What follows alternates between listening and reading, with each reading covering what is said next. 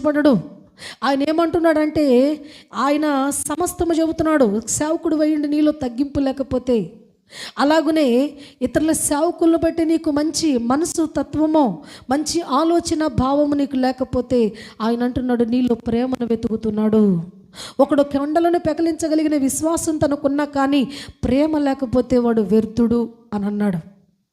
అయితే ఈరోజు ఆయన పరిశుద్ధ సన్నిధిలో ప్రతి ఒక్కరితో కూడా పరిశుద్ధాత్మ దేవుడు ఏమని మాట్లాడుతున్నాడనంటే, క్రియలు కావాలంట దేవునికి.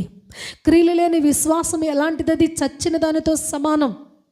నువ్వు ఎంత గొప్ప నువ్వు బిరుదులు కలిగి ఉన్నా కానీ, నువ్వెంత గొప్ప మంచి మంచి స్థితిలో నీవు ఉన్నా కానీ, ఒక సేవకుడివే కావచ్చు, ఒక సేవకురాలే కావచ్చు, ఒక విశ్వాసులే కావచ్చు, అందరూ కూడా ప్రతి ఒక్కరూ ఆయన దృష్టిలో సమానులే.